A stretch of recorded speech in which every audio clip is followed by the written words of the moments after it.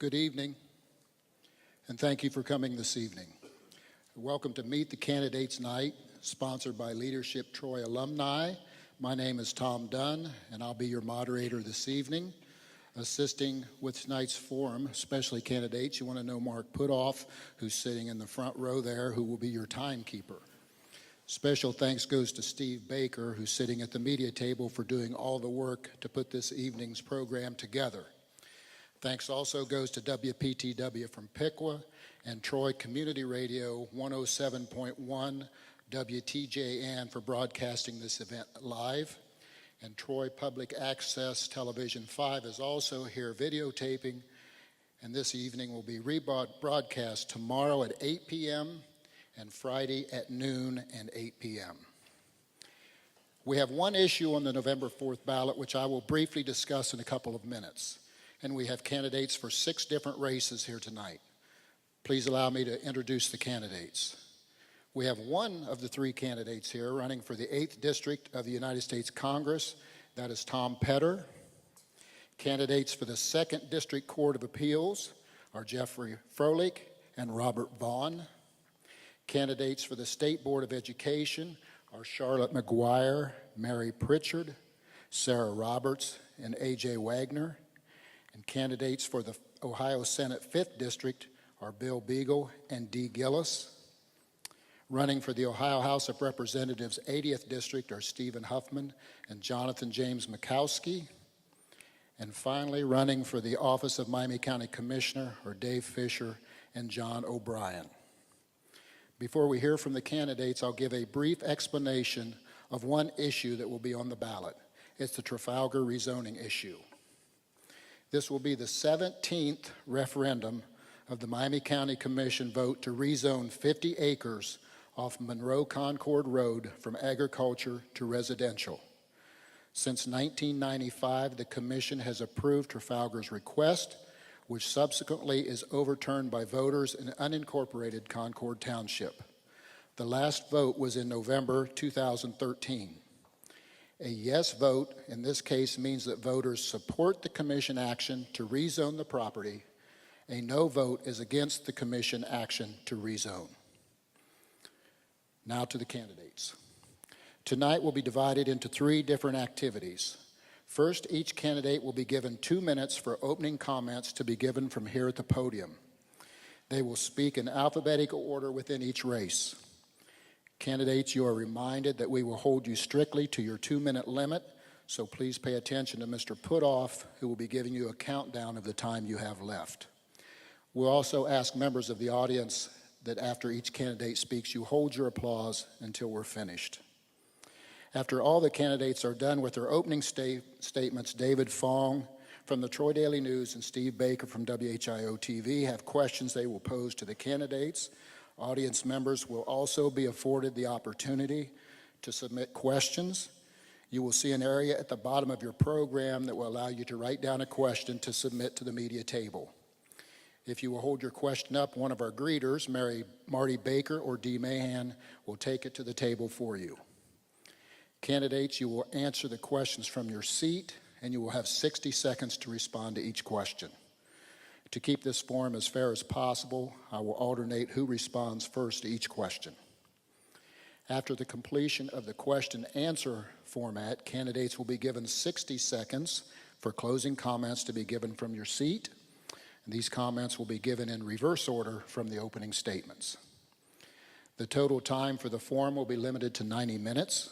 And again, candidates, please pay attention to Mr. Putoff, who will strictly enforce the time limits. When he rings the bell, please stop talking or I will have to interrupt you. Excellent. We'll begin the evening with the 8th U.S. District candidate, Tom Petter.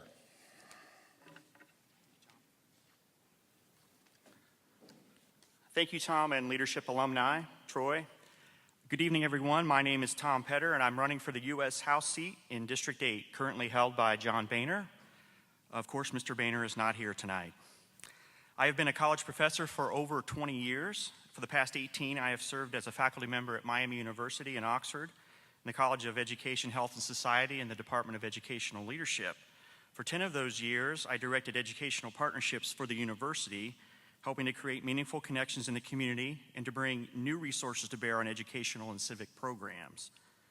That work taught me how to understand complex systems, work with diverse citizens, and to lead. My sons, Mitch and Sam, are both students at Miami, and my wife, Chris, is a treasurer at Three Rivers Local Schools in Cleves. I'm running for Ohio's 8th District seat because John Boehner shut the U.S. government down for 16 days in October of 2013, a year ago. As the Speaker of the House, third in line to the presidency, he shut the U.S. government down in a fit over a settled law. He could have taken a clean vote on the budget on day one, and he didn't. His actions, his tactics, as he calls them, cost the U.S. taxpayers $24 billion. And every day that he remains in office, he's hurting America, creating gridlock, obstructing progress. For me, from the beginning, this race has been about leadership and presence, or the lack thereof. Leadership, to me, is about vision. It's about ideas and negotiation. It's about compromise. It's about consensus building. These are the democratic arts of leadership and governance in the 21st century, and the speaker either doesn't have them or he refuses to use them.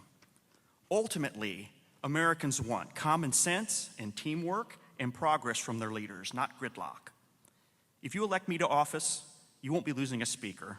You'll be gaining a representative, someone who is not as concerned with his national profile and who will actually set foot in this district, especially in the poorest, most underserved areas of it.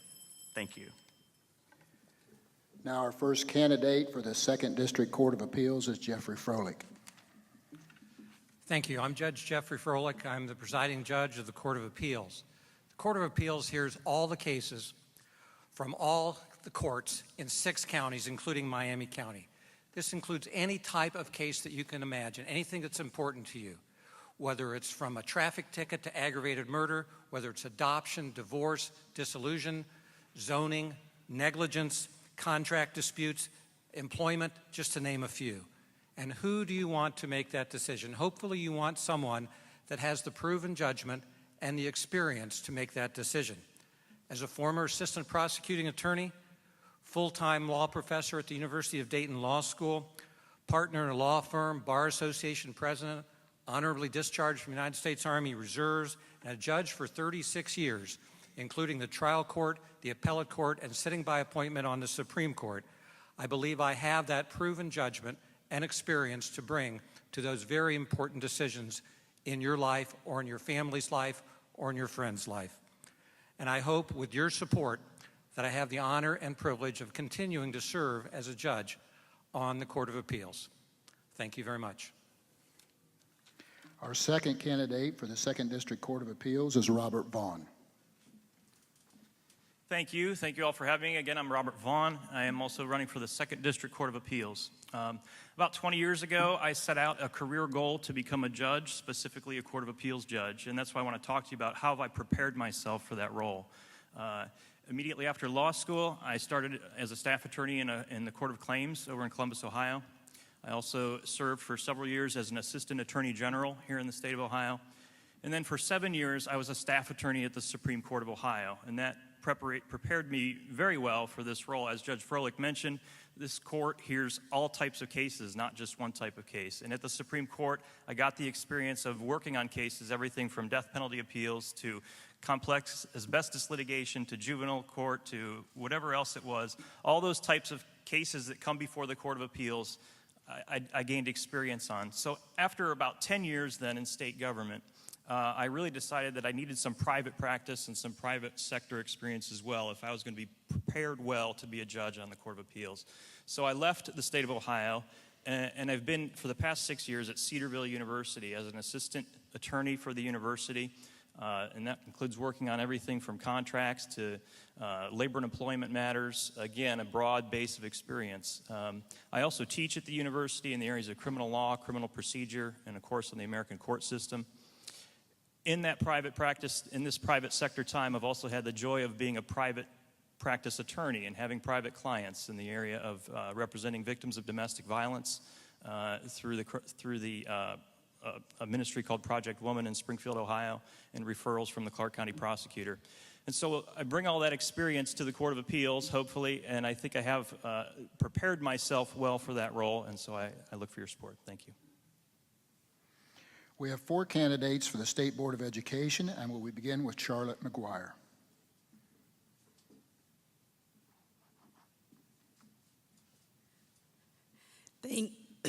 Thank you. And I want to thank the Alumni Leadership Group and also the young people of Miami County. I am Charlotte McGuire, candidate for State School Board. I'd like to first declare I am not a politician. I am a believer called to run a race. I believe in the evident truths that all children are created equal.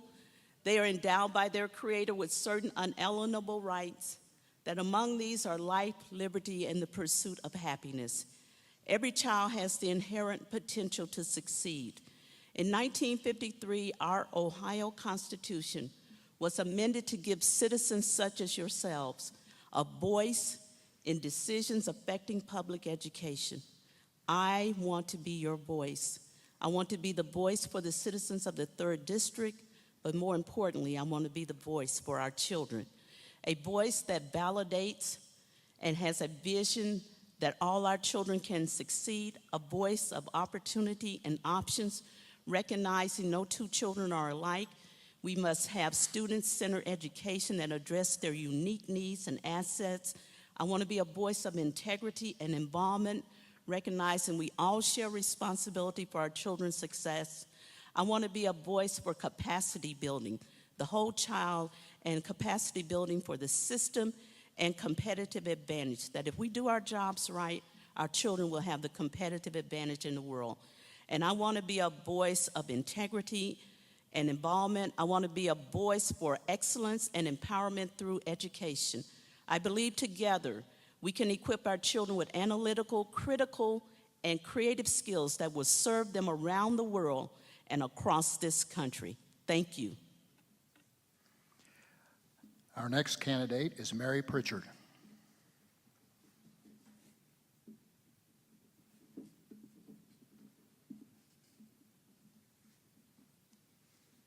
So are you guys compliant slabs of human resources? Is that why you go to school? Is it? Why do you go to school? Education is for the preservation of freedom and the pursuit of happiness.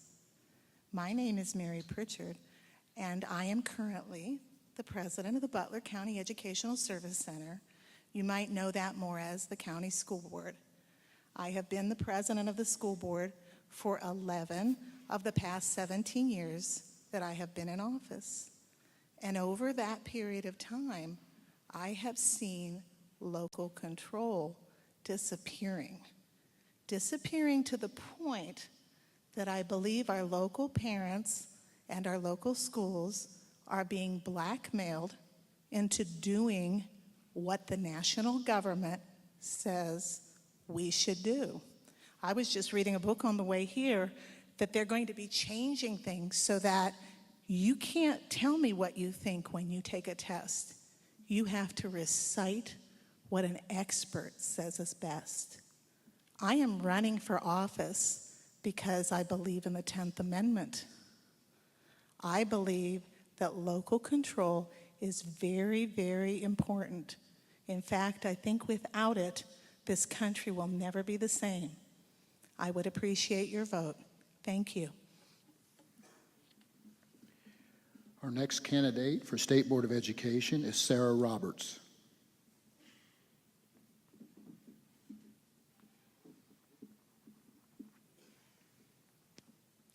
Thank you very much, and good evening, everyone. I'm a retired educator, but I believe so strongly in public education that I hope to come out of retirement and work for students and parents and teachers across the state to make sure that they have the best educational system possible. I've had experience in urban, rural, and suburban settings. I've taught remedial reading, 2nd, 3rd, 5th grade, gifted education. So I have a wide experience in education. And I think I can bring an insight to the school board that's sorely lacking. We need to focus on policies and standards that will put children first. Those kids that are sitting up here in the bleachers, you are the consumers of education. And we need to make sure that you have the best product available. I ask for your support on November 4th. Thank you.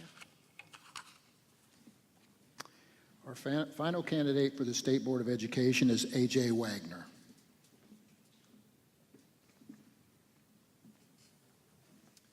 Good evening.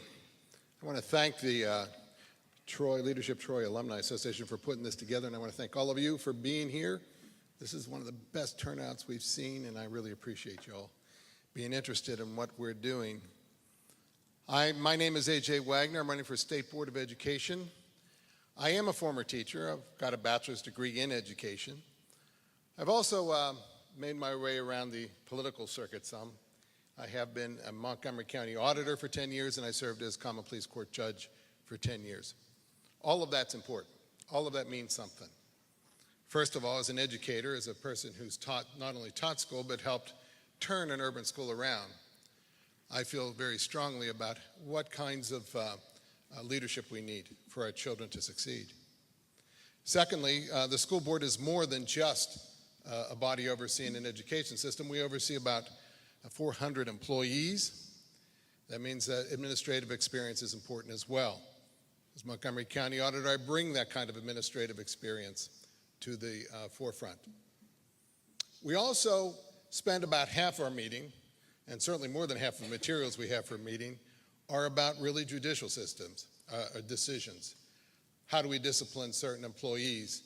Do we give them their license, take their license, what we do with them? That is experience that I have as a judge. So I bring all this together to be part of this thing called the State School Board. I also can work across the aisle. I'm a lifelong Democrat, but I've been appointed to this position by Governor Kasich. And I'm grateful for the appointment. I'm grateful for the opportunity to work with him and his folks, as well as with on the other side of the aisle. We will be working together. You got 4 great candidates, by the way, here. 4 people who are very passionate about this, so you're not going to lose. It's going to go well. Thank you. We'll now hear from our 2 candidates for the 5th District of the Ohio Senate. Our first speaker will be Bill Beagle. Well, thank you and good evening. I appreciate all of you coming out tonight, even though for some of you it was a little bit compulsory, I suspect. 4 years ago when I was at this forum, I talked about going to Columbus for a couple of reasons. One was to put Ohioans back to work, and the other was to help Ohio live within its means, just like we do have to do as families. And what I can say is, what a difference 4 years makes. In the last 4 years, we've helped the private sector create 250,000 jobs, as opposed to losing 350,000 jobs in the prior 4 years. And we see this success stories even in our own region with Whirlpool and Abbott Labs and Meyer and Fuyao and Procter & Gamble and White Castle, and these companies that are expanding and bringing jobs to our region and others that are locating in our region. Such that, since 2011, Ohio is ranked 8th in the nation in job creation. In 2010, Ohio was living paycheck to paycheck. We had less than $1 in our state savings account, and I'm pleased to report that we have that balance in our rainy day fund up to $1.5 billion now. And we've increased the cost of doing business in Ohio, and we've been able to return almost $3 billion to taxpayers' pockets for them to spend on children, on investment, on education, and whatever they see fit. This school year, we have, in the last budget, we are investing an additional $700 million in primary and secondary education, the largest increase in the last decade in Ohio, such that in the next year, this coming school year, Ohio will spend more money in primary and secondary education than at any time in Ohio's history, despite the fact that over the last 11 years, student enrollment has gone down in public and non-public institutions each of the last 11 years, and we're still spending more than Ohio ever has in the past. That's our commitment to education, and it looks like I'm done. Thank you. Our next speaker is Dee Gillis.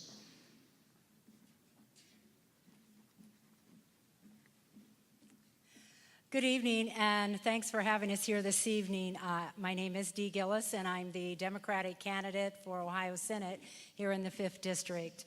I am a lifelong resident of the Miami Valley, married to my husband Kelly for 46 years.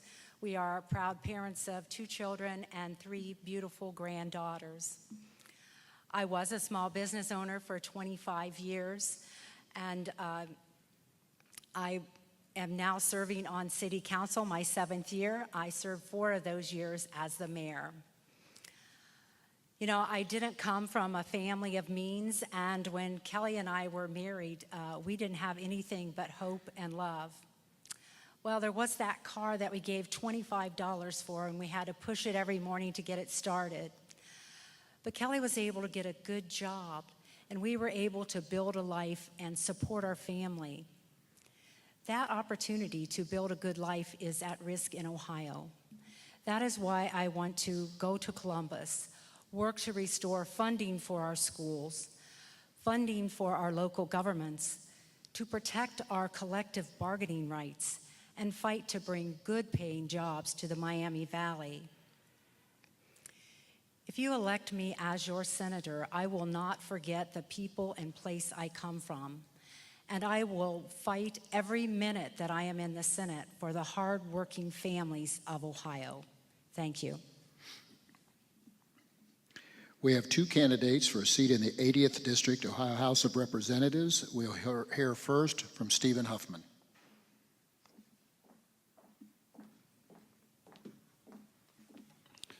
Thank you, Tom. Thanks for everybody coming out. I also want to acknowledge the large contingency from Tip City High School students. You can cheer. And I want to thank many of them that have come out and walked door to door for me and Bill Beagle. I appreciate that. I'm a lifelong resident of Miami County. I've lived here. I grew up here. I went to Milton Union High School, University of Toledo, the medical school in Toledo, and I moved back here to Tip City because Miami County is the right place for me. And I live here with my wife and 5 children. I'm a practicing emergency room physician, and I've been here at Upper Valley for almost 20 years. The reason I'm running for the House of Representatives is I believe in smaller government, less regulations, lower taxes, better education, and I believe defending the Second Amendment rights. But the main reason I'm running for the House of Representatives is because you go out there and people ask you, well, why do you really want to do this? And truly it's because of family and your faith, and we need to preserve both of those. I have 5 children, 3 still in high school and 1 in junior high. And my goal is to make Ohio a little bit better for my children, which will make it better for all of us here in Ohio in the 80th District. Thank you very much. And our second speaker will be Jonathan James Mikowski.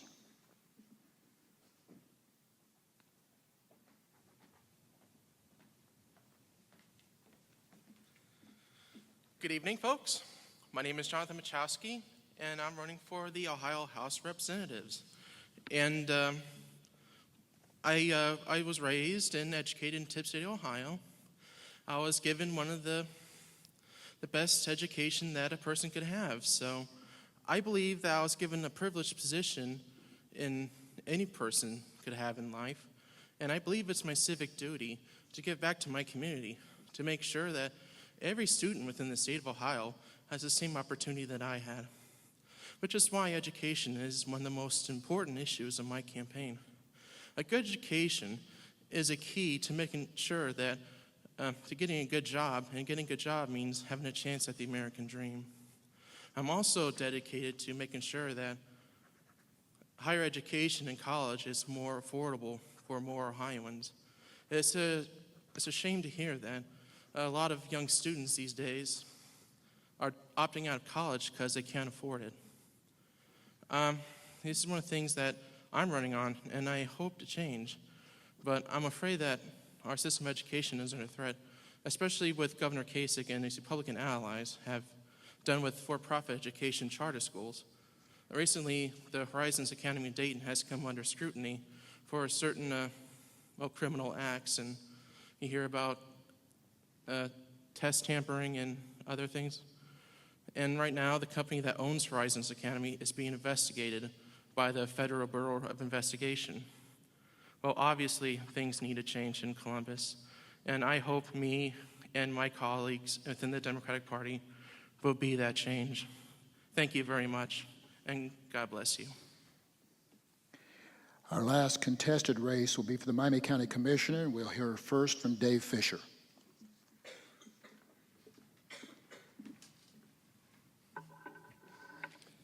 Good evening, everybody. I'm Dave Fisher. I'm a candidate for Miami County Commissioner. Let's set the tone of this commissioner's race real quick here. My opponent will tell you he's fiscally conservative, and everything in Miami County is puppy dogs and cotton candy. 5 years ago, under his leadership, they installed a temporary sales tax. It took $14 million out of the pockets of our local citizens. Fast forward 5 years to this summer, they renewed that sales tax, not so much temporary anymore, all under the auspice that it was going to the 911 center. Not completely true. Mr. O'Brien has allowed no big contracts to political friends, no big contracts to a roofing company that cost the county $500,000. While he asked the Sheriff's Department and other department leaders to cut their budget. Now let's talk about the culture of corruption in this county. The words, folks. Those are the words of the special prosecutor from Clark County after the recent safety director being sentenced. You know, Miami County is a great place to live. Great place to live, work, raise a family. And I have my own little piece of heaven in Bethel Township that I wouldn't trade for the world. I've got deep roots here in Miami County. Both sides of my family have lived here for a lot of years. Tonight, as we answer your questions, I want you to please keep in the back of your mind that Mr. O'Brien lied to the sheriff, he lied to the prosecutor. And what makes you think he's telling you the truth here this evening? One thing I will promise you, if you vote for me, and I'm your next county commissioner, I will never lie to you.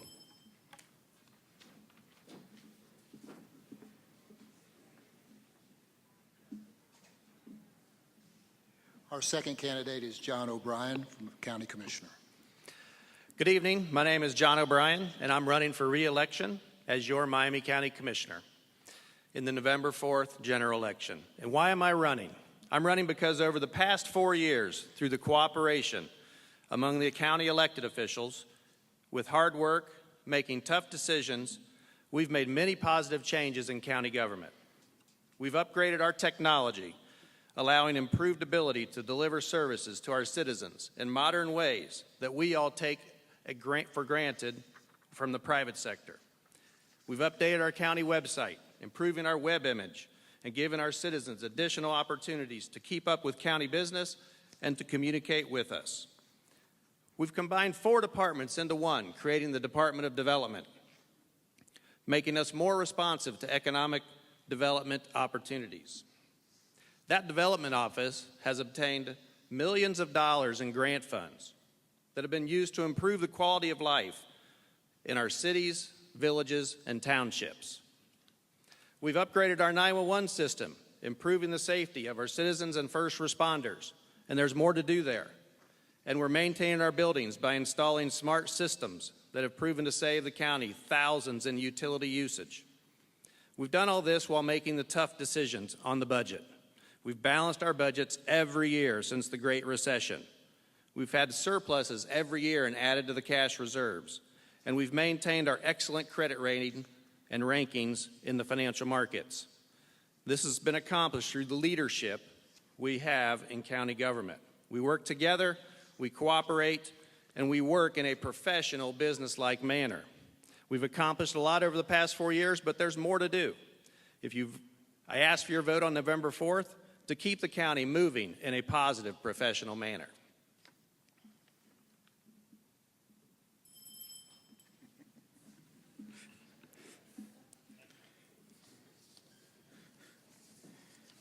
We'll now move to the question and answer portion of the program.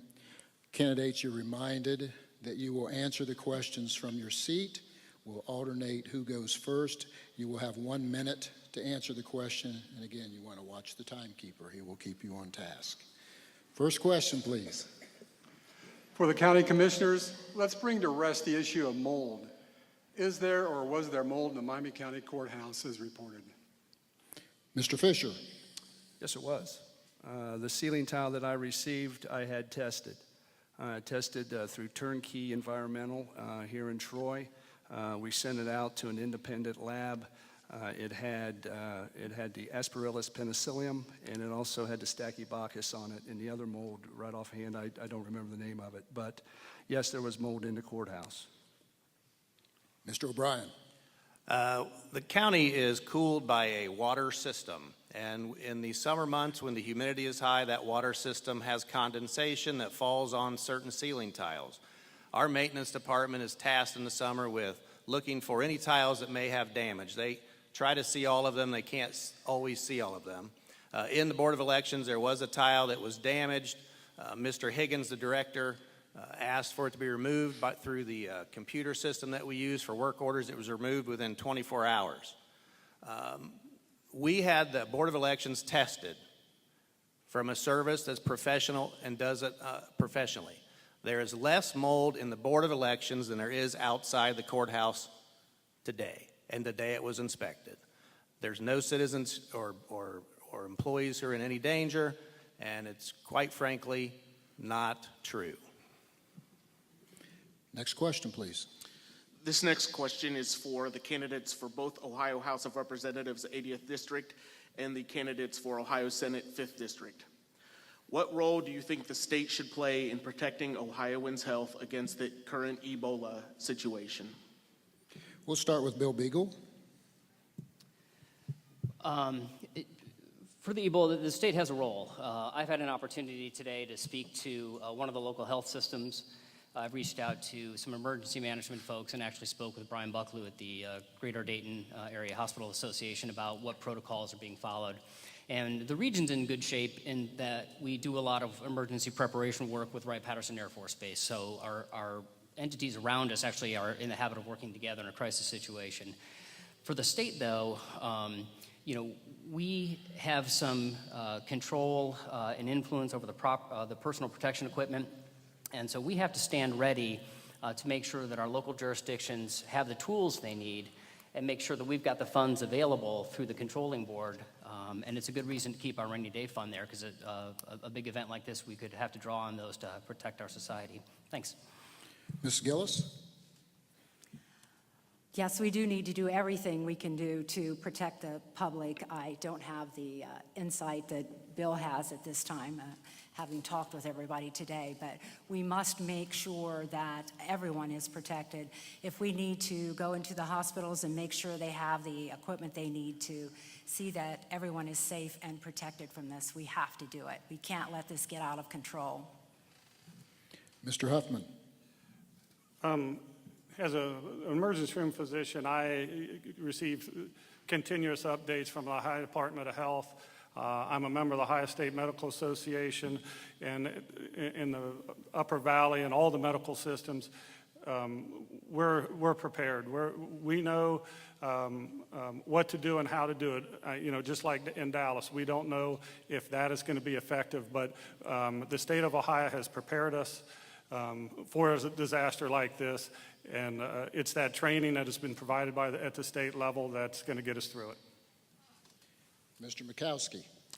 I believe this truly is a nonpartisan issue that we must do whatever we can. Everyone on the stage agrees that we must be prepared for any eventuality and to make sure that whenever cases may appear in Ohio, that we are prepared to handle it and make sure that anyone who is infected is treated quickly. And right now, the best way to curb Ebola is to fight it where it's at. Right now, we have hundreds of brave men and women right now, doctors in Africa right now, making sure that that disease does not spread beyond there, and they're doing whatever they can to save the men, women, and children who are right now suffering from this illness. And Mr. Petter, I'll let you answer that too. Oh, you'll let me answer? Absolutely. the It's a Ebola? federal issue, so we might as well let you play. Great, thank you. I enjoyed all the answers. I learned a lot. We actually have a doctor in the house. Ebola, of course, is an important issue right now. I'm not so sure that the spread of it is really quite understood from all of the reports that we've heard. And I'm concerned about containing it. All citizens should be concerned about containing it. We should all be voicing our concerns to officials that are elected and those who are running, and make sure that they're doing their due diligence on the ground. Next question, please. For the State Board of Education candidates, I'm embarrassed to admit that I know nothing about Common Core. But in Mercer County, there are yard signs that say no to Common Core. Could you enlighten me and probably a lot of other people in this gym? Ms. McGuire. Yes, sir. Common Core is a set of standards that was developed by a contracted agency called Achieved Incorporated for the National Governors Association back in 2005. And the standards were designed initially to give a common set of standards for states across the country, because there was concern that the ranking of the United States against industrialized countries, that there were no standards vary from state to state, so if children move from state to state, there would be a concern. So they contracted with Achieve, they come up with Common Core standards, and there was money offered to governors if they would adopt these standards as part of the current administration Race to the Top plan, and also a waiver was granted for No Child Left Behind's current waiver. Thank you. Current standards. Mrs. Pritchard. Common Core is a takeover.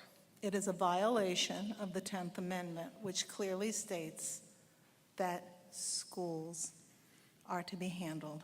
The 10th Amendment says if it's not mentioned in the Constitution, then it's the state's job, and that's the case. I have a list here.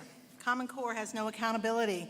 Common Core leaves parents and taxpayers with no real recourse if they want changes or they have objections. It was created by an appointed board, not an elected board. It violates privacy. Common Core will collect 400 pieces of data, from your eye color to your church affiliation to your party affiliation, and it will be shared with Health and Human Services and the IRS. Obama administration has already gutted FERPA, which is the Family Education Freedom and Privacy Act. Local parents, teachers, and school board members were left out of the process of Common Core. It limits school choice and options to homeschool parents. Thank you. Mrs. Roberts. Thank you. I see Common Core a little differently. I see it as a roadmap. We want students to arrive at an ultimate destination of having a really fine education. The Common Core sets standards to help describe the skill sets that will get children to that point. Local districts still have control. They have control over the curriculum, the materials that they select to teach towards the standards, to make sure that all students have the skill sets that are described. The emphasis really is more on thinking a little differently and being able to use creative thinking skills and critical thinking skills to solve problems. So I see it in a little bit different light. And Mr. Wagner. Thank you. A couple of things. Number one is everybody's kind of, I agree with what everybody said so far. Even with what Mary said, they're right. There are problems with Common Core. But 4 years ago, the State Board of Education passed Common Core, and it is a fact right now in our school system. The last 4 years, the schools have spent untold amounts of money, untold effort toward updating their curriculum, training their teachers, training their administrators. And to take it back now, it would be harmful, I believe, to the schools. But really, it's not up to us on the state school board. It's a matter of in the legislature now. And it's up to what the legislature does. What the school board needs to be prepared for is what happens if Common Core is revoked. Because what the school board's going to have to do is implement new standards. And how do we, as a board, make sure that that implementation is smooth and is effective in the best way possible? And then we'll have to do it 2 years from now because they're going to change the standards again if this legislation passes. So we have a different job. Thank you. Next question, please. This question is for the county commission candidates. Candidate Fisher, you have alleged in the past and even here tonight that there is a culture of corruption in Miami County. Who among our elected officials do you feel is corrupt, and what have they done that you allege, and what have they allegedly done? And for candidate O'Brien, how do you respond to candidate Fisher's claims that there is a culture of corruption in Miami County? It's Mr. O'Brien, it's your turn to go first. I'm not sure how you do that in this case, but go ahead. Let me explain that comment, the culture of corruption that the special prosecutor talked about. In that report, he didn't reference the county. He was referencing the maintenance department. I frankly don't agree with his statement as referenced, whether it was to the county or the maintenance department. There was a couple folks who were convicted, did jail time, did their sentence. It was wrong. We don't condone that type of behavior in the county, and we applaud the special prosecutor for getting those convictions. There is no culture of corruption in the Miami County government. We work together. It was started under Ann Baird, Ozzie Haddad, and Dick Adams, that we work in a cooperative fashion, and we continue that process today. We don't always agree, but we always do it nicely, and we come to cooperative ways to fix issues in county government. And under my leadership, 4 more years, we'll continue that way of working. Mr. Fisher. It starts right at the top. It starts with Mr. O'Brien. Over the last few years, we have seen appointment after appointment after appointment within the leadership of what he calls the leadership in this county. Most of your county officials, from treasurer to auditor to prosecutor, have been appointed by Mr. O'Brien. Now, I just want to refer to what he said about the mold issue. They started changing tiles before I had my press conference. Wednesday, they were replacing filters, they were replacing tiles, they were spraying bleach. Wednesday night, they had the test, is when they held the test.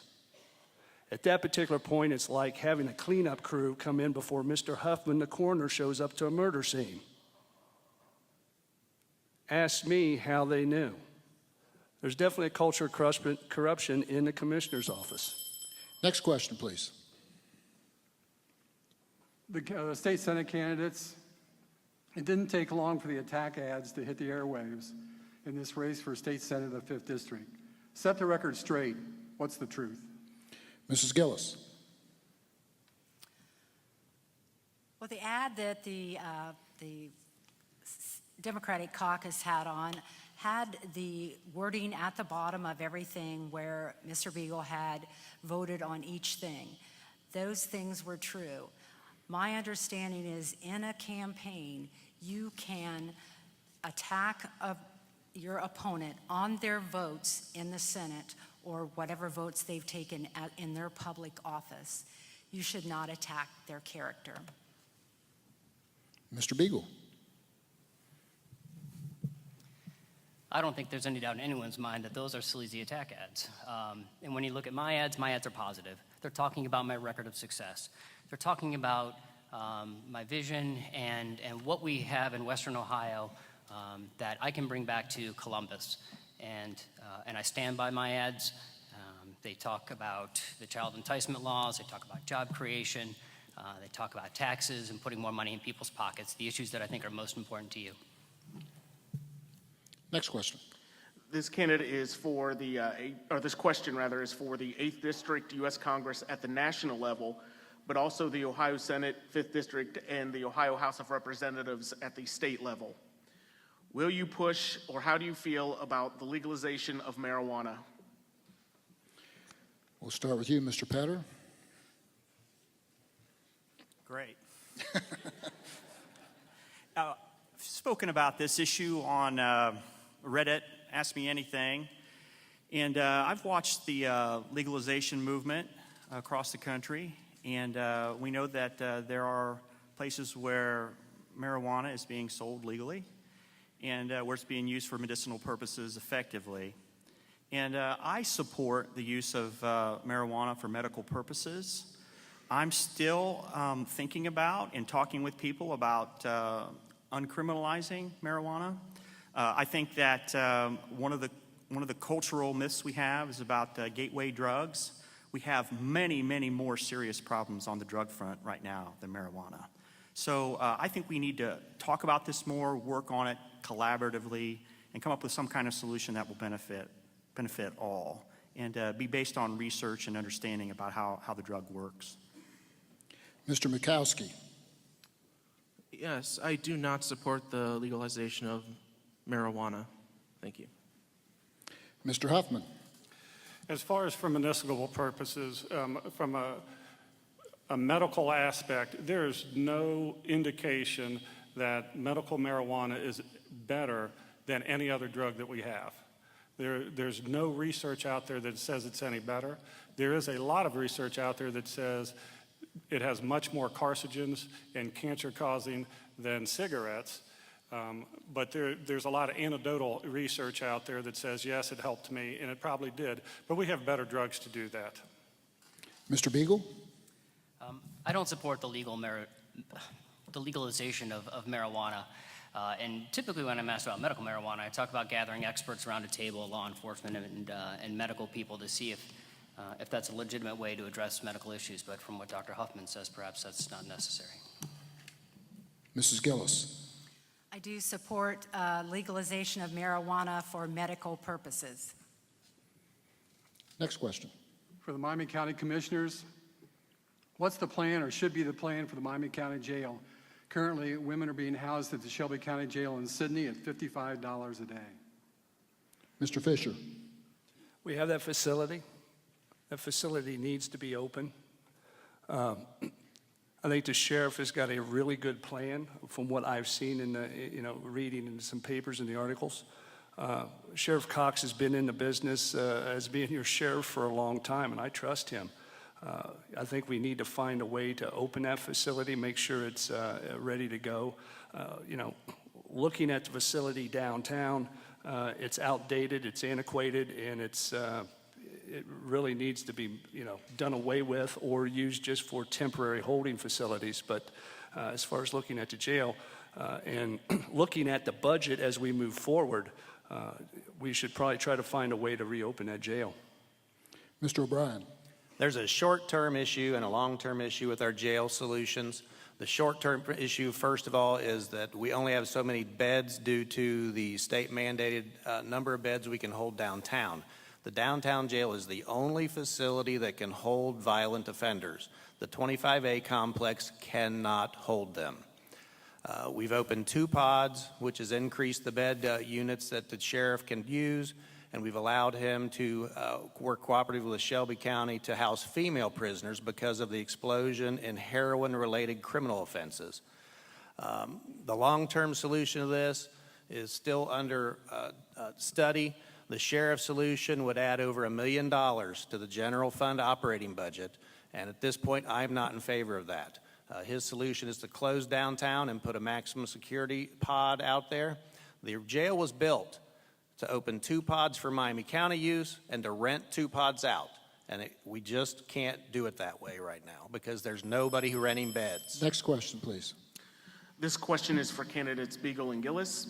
If the controversial stand your ground law should come to the Senate floor, how would you vote and why? Mrs. Gillis? I would vote no for the stand your ground law. We can't have people taking things into their own hand. We must make sure that everyone is safe.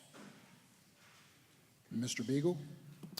I'm a supporter of Second Amendment rights, and I would like to hear more about Stand Your Ground and what that specifically means and what it means for Ohio. How does it compare to Florida's law, for example? I think there's a lot of questions about that and what that means before making a decision. Next question.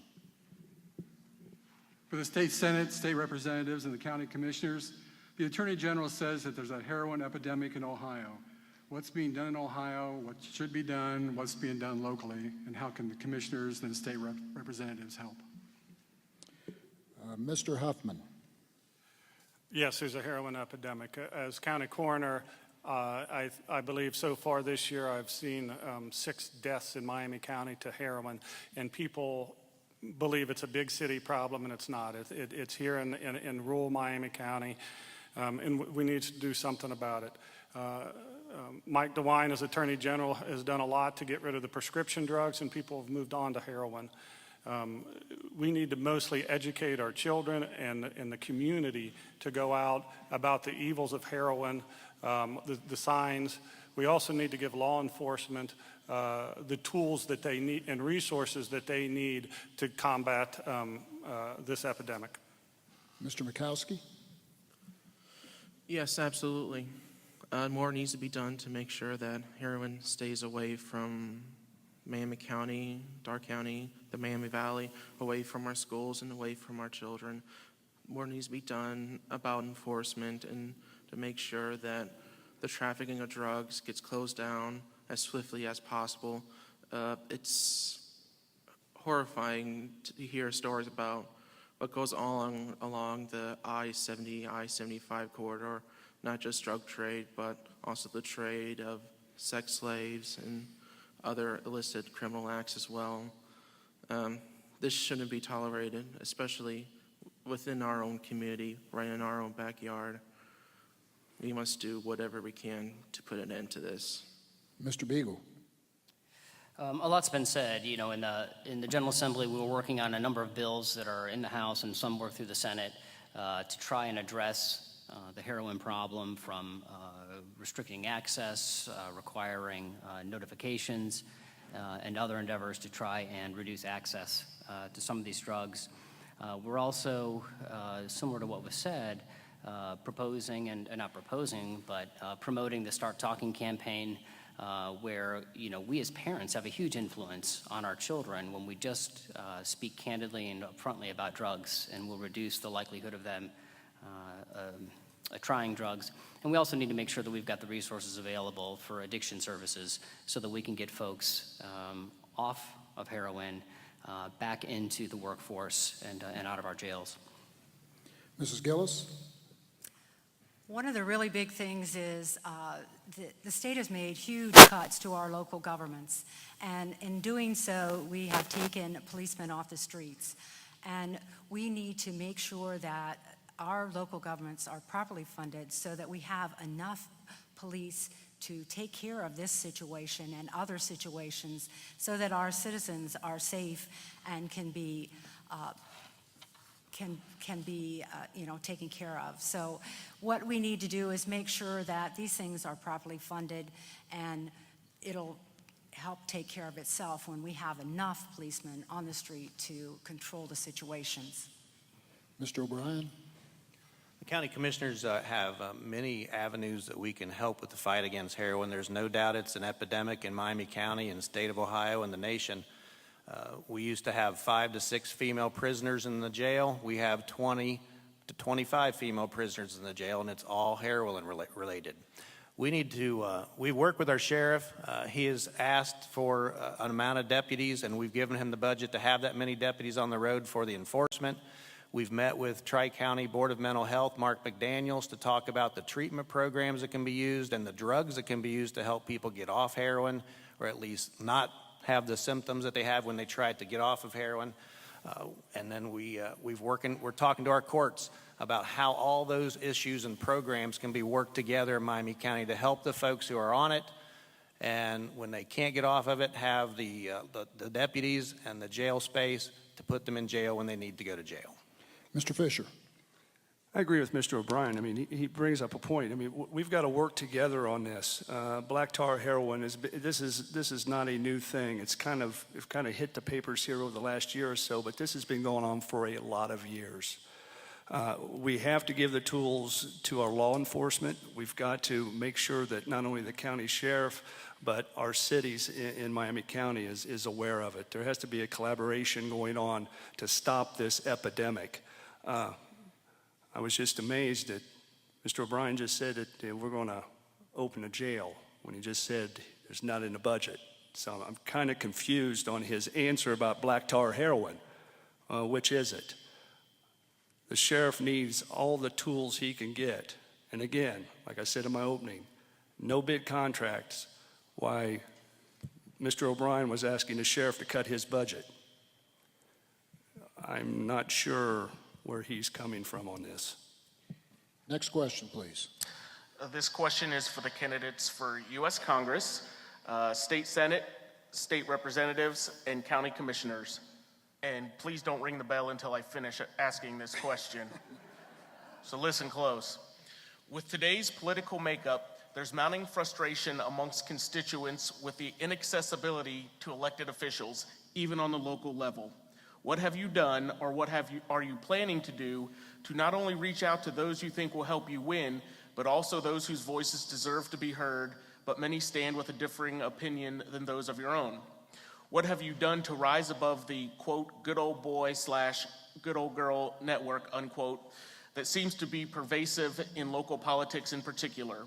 Or have you done anything? Mr. Petter. Is it on? Thanks for the question. Well worded. Inaccessibility. Certain people aren't here tonight. They're inaccessible. I live in Oxford. If you elect me to District 8, House of Representatives seat, a backbench Democrat, I'm going to show up in all 6 counties twice a year, at least. I'm not going to be home at Oxford resting. I'm going to be working on the ground with you. I've been knocking on doors all over the district. Great communities, people who are interested in our race. We just polled at 46 for the speaker, and I won't tell you my number tonight. It's 39. We are getting just about as close as we can get. We'd like to get even closer. We'd like to win. I'd like you to put somebody different in office who will respond to you and show up. Mrs. Gillis. Yes, I just finished 4 years as mayor of Tip City, and people will say to you that I am the best mayor they've ever had. And the reason for that is because I have always been open to them, to talk to them, attended every event that they had, was accessible, and mayors in the past had not been that way. And so this is what I will continue to do as a senator, is be in the district, be available to people, and let them know that I care about them and what they're doing. Mr. Beagle. Thank you. I've done a number of things to reach across the aisle and to be accessible. I work all over the district, everywhere from hog farms and grain farms. I've been out to the Monday facility, to the homeless shelter, to Daybreak, to Dayton Correctional, to the dump on the west side. We've been to all the meetings in all the counties that we possibly can. Legislatively, it's not always easy to work together in Columbus, but every bill that I've passed has passed with bipartisan support. Every single bill that I've passed has had bipartisan support. I've had numerous Democratic primary co-sponsors on my legislation and have voted for Democratic bills. And so a lot of people can talk about bipartisanship, but I've got some demonstrated actions through my legislative record to say that I really do that. Mr. Mikowski. Absolutely. One of my favorite presidents is Abraham Lincoln, and during his presidency, he was very open about talking to voters and solicitors, even walking right into the White House and listening to their the claims, their petitions to the president. And I know times have changed, but the spirit remains the same.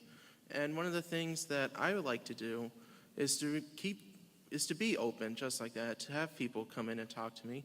And one of the greatest things about I've discovered in this campaign was going to all the events, all the Meet the Candidate events like this one, and going to all the fairs, Miami County Fair. And I just love to talk to people, either agree with me or disagree with me. I mean, even if you disagree with me, I believe that you should be given time to discuss what's important to you and have me listen to you. Thank you. Mr. Huffman. Hey, thank you. I'm not a career politician. I was elected as Miami County coroner. I would reach across the aisle. I am open to whatever other opinions there are out there. But I also need to disagree. There is not a sense of corruption in the county government. I think that's insulting to Jim Stubbs, Matt Gerhardt, myself, the other two commissioners. I see no type of corruption in our county government. I see a cooperation that we're working together. And to set another point correctly, no one was appointed by Mr. O'Brien. I was elected by the people of Miami County. Mr. Stubbs was elected by the people of Miami County. So was Mr. Coltice and Mr. Evans. They were elected by the people. Mr. Fisher. I'm going to be a full-time commissioner. I'm going to hang a time clock in the safety building. I'm going to punch in every day. Any one of the citizens can walk in and take a look at my time card. I also plan on, I would like to work with the other two commissioners and say, let's hold some public meetings in the evenings. They hold them at 10 in the morning or 2 in the afternoon. There's not a working person can get to any of those meetings. Goes back to the sales tax issue. They held public hearings at 10 in the morning and 2 in the afternoon and said they had no response from the public. Also plan on getting out in the community. Hold town hall meetings once a month somewhere in this county to get public feedback to see what's going on. And to respond to Mr. Huffman, they were appointed. Gerhardt was appointed when Mr. Peoples left. The treasurer was appointed after they left. The auditor, Mr. O'Brien. Being a county commissioner isn't about gimmicks. It's about doing your job, doing the work of the county, working with your county elected officials, and getting out among the public. My lovely wife of 28 years, Kim, sits in the back of this auditorium.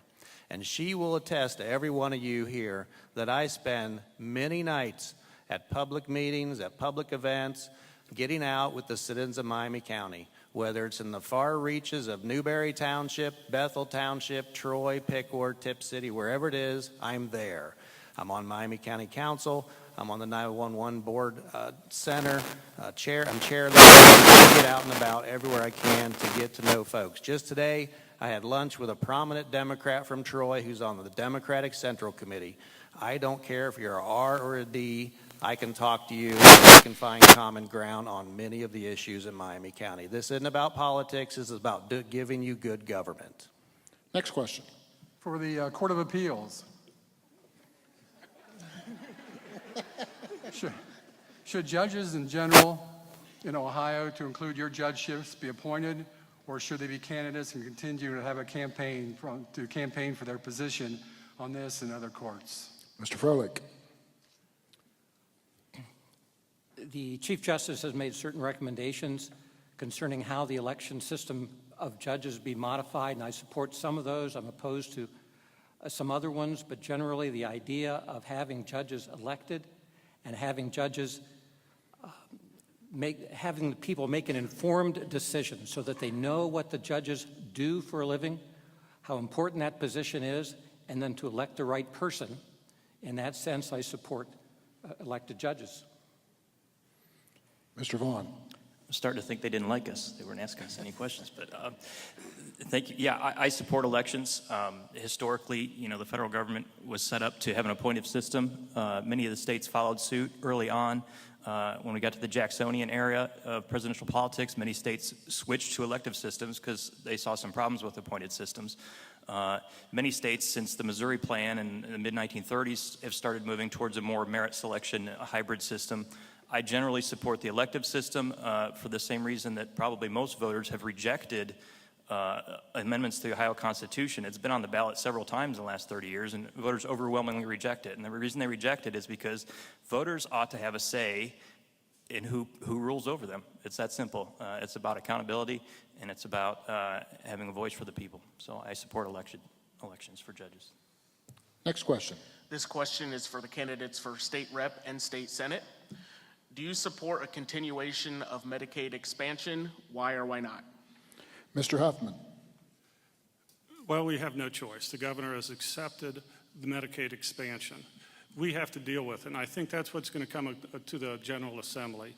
How do we, in Ohio, get people, continue what Governor Kasich has done in driving the economy, getting people back to work? Unemployment is down to about 6.7 now. And how we can get people from Medicaid and the dependence of the government off that. No one wants to have Medicaid. Nobody wants to have the dependence of the government. They want, and that's what the General Assembly is going to be challenged with, is moving them away from that dependency. And I think with these conservative views, they'll get done. Mr. Murkowski. I do support the expansion of Medicaid. I believe that no person, regardless of their socioeconomic status, should be denied access to health care. I mean, a good access to a doctor, access to health care is essential to an existence. I mean, regardless, everything from a common cold towards cancer screening, it's an essential aspect of able to just to live, to have access to health care. I mean, I view it as an essential human right. Thank you. Mr. Beagle. I'm a financial analyst by training, and so you tend to try and make database decisions. As a chairman of the Senate's Workforce and Economic Development Committee, a healthy workforce is vital to us to attract and retain jobs.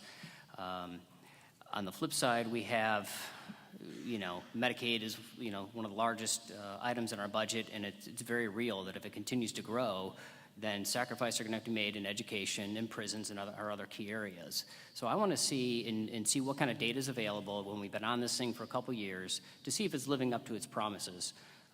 Because we still have a huge financial commitment when our 10% kicks in a couple years, and we need to be wary of that as well. Mrs. Gillis. Well, Medicaid expansion was passed through the controlling board because the legislature wouldn't pass it. If they don't do something soon, Medicaid expansion expires through the controlling board in July of 2015. 285,000 Ohioans will lose health coverage if it is let to expire. We need to make sure Medicaid expansion is passed. Next question, please. And it's the final question. For all the candidates, how much is being spent in your campaign? Where is the funding coming from? And how much out of your pocket? We'll start at the end and come down the row. Thank you, Tom. I'm not quite sure what we'll end up spending by the time this campaign's over. We spent 11 or 12,000 in the primary campaign. Took my campaign account down to 6 or 7,000. I've had one fundraiser that raised about $3,000. So at this point, the maximum I could spend is about $10,000. I haven't put any of my own money in yet. I will if I need to. I put some in over the years, and that's how I've built that fund. I'll do what it takes to get my message out to the voters that if you vote for me, you will continue to get good government in Miami County. Yes. I'm kind of embarrassed to say that I have not received that much funding anywhere. My campaign has been a scrappy one, a grassroots one, almost a lone wolf operation. But it's not about how much money you get or how much money you spend. It's just the fire you have in your belly, the convictions that you have to do what you can to make yourself heard and to bring change to your community and do whatever you can, regardless of how well-funded or ill-funded you are, just to do your duty to your community. Thank you. Here in the general election, I plan to spend maybe $2,000 to $3,000. I've had great support throughout Miami and Darke County. from receiving a check from $5 from an elderly lady. And there's just so many supporters that I would like to thank, and I appreciate that. And I'll spend whatever we need to get our word out so people understand that I'm the right candidate for the 80th District. Well, I spent hours every day on the telephone calling people, asking them to support my campaign. I've received $5, I've received $20, $25, $50, $100 from different people, a long list of people. I've been supported by a number of unions because I believe in making sure that our collective bargaining rights are upheld. I probably have raised about $100,000. My last financial report had a balance on hand of about $60,000. We're continuing to finalize our final report, and I too enjoy a lot of support from individual donors. I actually have endorsements and donations from unions as well as from business interests. When it's all said and done, I'll probably raise and spend less than $10,000. It's all family and friends' money. I've not put any of my own money in. This is a really important question for judicial races because unfortunately most people believe that campaign dollars influence judges' decision making. To counter that public perception, I have specifically and stood on principle and said I'm not taking any money from lobbyists, not taking money from political action committees. No one, when I make a decision, will be able to say he made that decision because he's supported by a union or a corporate interest or someone else. The decision will be made based on the law and the facts before me. And so that's the principled position I've taken. I'm sure it's put me in a disadvantage financially, but that's an important position for me to take and stand on that principle. The Court of Appeals position, as I said, is for 6 counties. There are 390,000 people that voted in the last election. It takes money to get that word out. In the almost 4 decades that I've been a judge, I've never had an individual or a company or a union or any entity say that I made a decision because they may say I made the wrong decision. My popularity tops out at 50% sometimes. But they never said I made a decision because they made a contribution or spoke in favor of me or put a yard sign in front of me. I have the support of the Miami Valley Trial Lawyers Association, which is a defense lawyers association. I have the support of the Dayton Police Department, FOP, the Montgomery County FOP, the Greene County FOP. It's broad-based support. I've earned that support, and if they contribute money on any side of an issue, all they know is they're going to get a fair and just interpretation of the law. When you run against someone with a war chest of $11 or $12 million, one of the focuses of your campaign has to be raising money. And our campaign has raised around $180,000. We're proud of that. It makes us able to compete on the ground with the war chest. We have 4 paid professional staffers. We're also very proud of that because they're turning votes on the ground every day with direct voter contact strategies. I want to say that my donors have been mostly individuals from local areas and around the country. People are interested in this race and they've donated. And I bought my campaign manager a McDonald's wrap on the way in. That's about all I've spent on the campaign myself. I'm trying to stay out of that problem, self-funding. Thank you.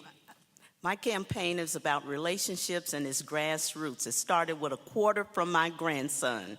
And I get $5, $10 from neighbors, friends, family members, church members, small business leaders who says, Charlotte, you're a good woman and we need somebody good in Columbus. As of today, I stopped by the Firefighter Credit Union where my campaign funds are held, and I had close to $4,597. So from quarters to one business owner that gave me $1,000. But this is my first run, and it's amazing how people are saying we need someone different in Columbus. Thank you. You guys, I'm a geeky engineer, so I went out and bought makeup. I have on foundation for you tonight. So personally, I haven't spent a whole lot personally. Gasoline for the car. We've had a tea. I can't remember how much we raised from that. Maybe $500, $200? 2,000. Okay, she's telling me because I don't know the numbers. But it's similar to you, Charlotte. We've had people give us $1. We've had people give us, in the thousands. But I'm thinking, do you remember? 5,100? Yeah, ish? Okay. But it's all been donations. Like I said, the expense for me has been makeup and trying to look nice. And I want you to know that I really want the job because it takes a lot for an engineer to put makeup on. Well, I'm way behind in fundraising, apparently. I have about $400, and those are all very small donations from friends who also think that I would be a good candidate and a good voice in Columbus for the interests of children. Thank you. I have done no fundraising myself, but a few people have sent checks to me who've endorsed me, organizations that have endorsed me, some unions. And I have not cashed those checks yet. I'm still deciding how I'm going to use the money. I don't think it's there's not enough money there to effectively campaign over the roughly 1 million people that we will all be covering. There's just not enough money there to make much of a dent. So the question becomes for me, can I spend that money more effectively? Last night I was looking at a book program that would help some kids with books in grade schools.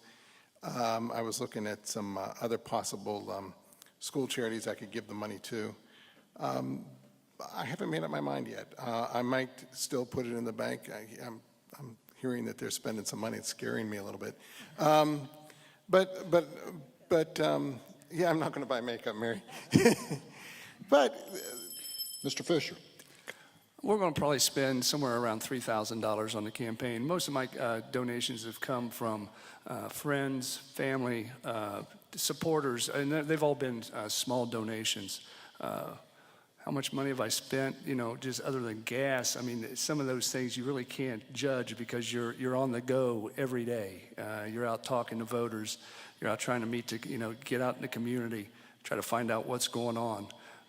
In shoe leather, it's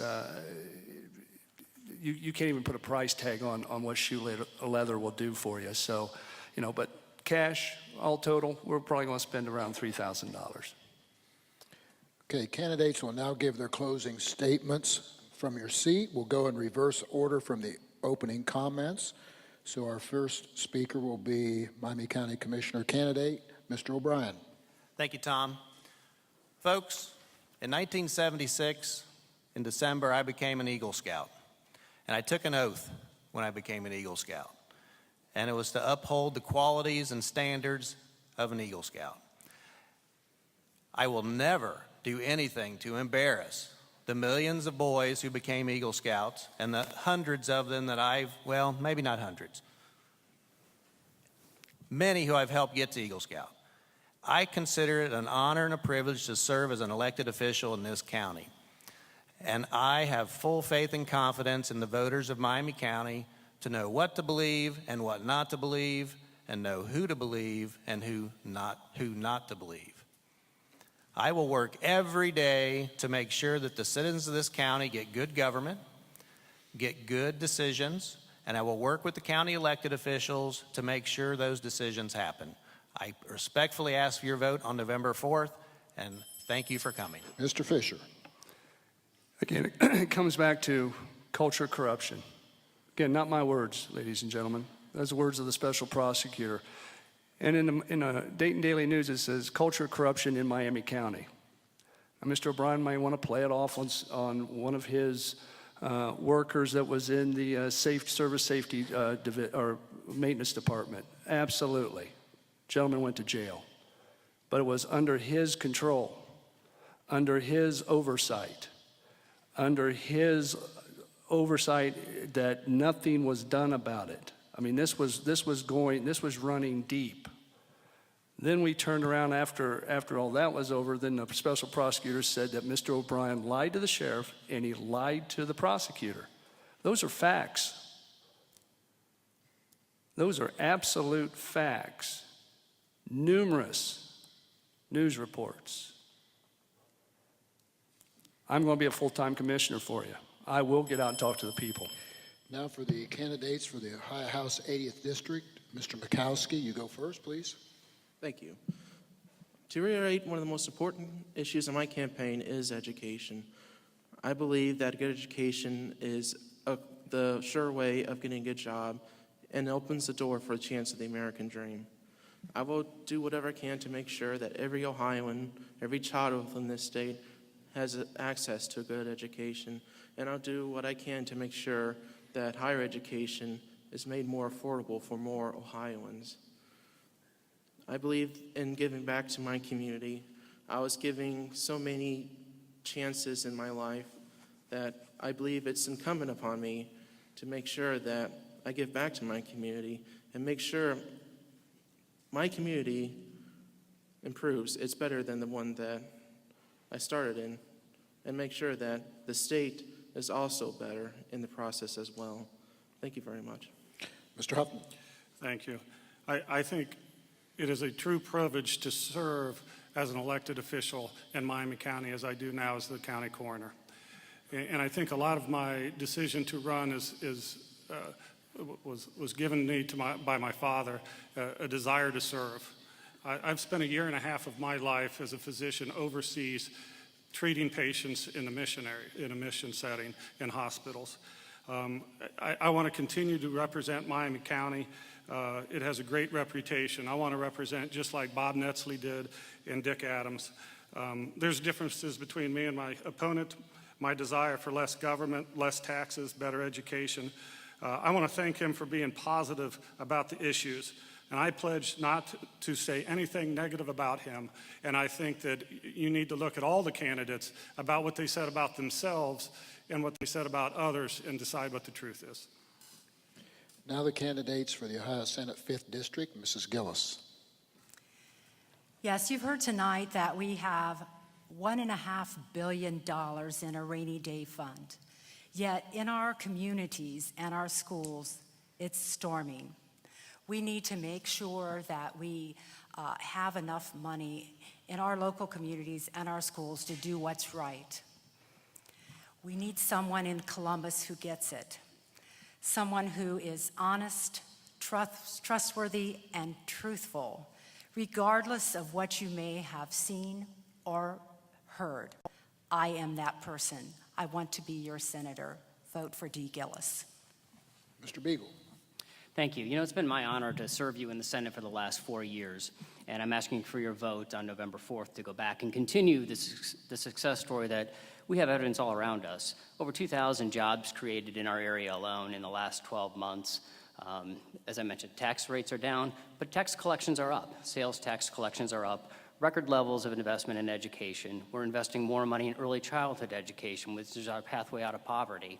You know, we have a great success story going on, and I want you, I hope to have your vote so I can continue to move forward and continue to work hard on workforce, job creation, and early childhood education. Thank you. Now the candidates for the State Board of Education. We'll start with Mr. Wagner. Thank you very much, and thank you everyone for, again, for attending and for listening to all of us tonight. A child who is born into poverty by the age of 3 has a vocabulary of about 500 words. A middle-class child and above has a vocabulary of 1,500 plus words. Children in poverty are behind. You can see it in our schools. You can see it in the grades that our schools get. The schools that are failing are the ones who are in our impoverished neighborhoods.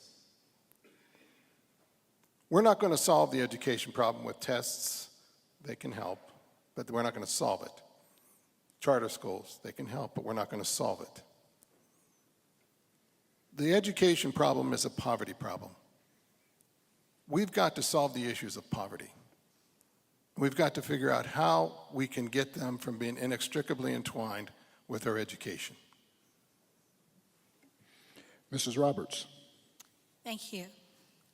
And thanks to all of you for coming tonight and sharing this experience with us. We need a State Board of Education and an Ohio Department of Education that recognizes that children are very diverse learners, that they have different levels of understanding and need to work to provide the tools and resources that teachers need to make sure that all children, every child, every day has an opportunity to learn. We need to work towards operating the standards that provide quality education and make sure that all students have access to music and art and foreign language and advanced placement courses. I hope that I could be that voice for students in Columbus, and I ask for your support on November 4th. Thank you. Mrs. Pritchard. I'm on a mission. I want the state to serve and not dictate. I have a passion for education, but most of all, I want parents to know that they are the primary educator of their children. I have been asked to run by teachers, by kids, by parents. I've been endorsed by Right to Life. I've been endorsed by Citizens for Community Values and Ohioans for Educational Freedom. I have experience that is necessary to bring everybody together to help them to understand that we need local control. We need it, folks. This is not something that can be done corporately. Each child is a unique creation. They're not slabs that go through some type of a system where they come. Decides, a Court of Appeals then reviews that decision. Hopefully we have somebody on the Court of Appeals that has the experience and the proven judgment that their decisions can be accepted. In the years that I've served as a trial court judge and an appellate court judge, I believe I have earned the respect and a reputation for integrity, hard work, and following the law. And I hope I continue to have that opportunity and that you re-elect me. Thank you. And concluding our closing arguments will be the candidate for the 8th District of the United States Congress, Mr. Petter. Thank you, Tom, and thank you, Leadership Troy Alumni. On the way out tonight, ask me about any of these 4 or 5 points I'm going to make I don't have time to develop. Our campaign got a huge bump in June when Eric Cantor lost in Virginia. David Brott beat him on the Republican side with less than $200,000. He beat a $5 million war chest. Citizens decide who goes to Washington. Citizens decide who's going to represent them. So this race is not over. It's not over till Election Day. I wish I'd been asked a question about education. I'm a professional educator, no child left behind, and Common Core are scourges. I'll explain that to you and all of the articles I've written about it. Overall, austerity policies do not work in a capital economy. We have to feed the economy. We have to invest in the economy. That means we have to invest in people. Let's restore leadership and presence and common sense and teamwork to this seat. I ask for your vote November 4th. Thanks so much. And you can talk to me afterward. Anyone. This concludes tonight's forum. We thank all the candidates for participating in this event. Thank all of you who came. Have a safe trip home.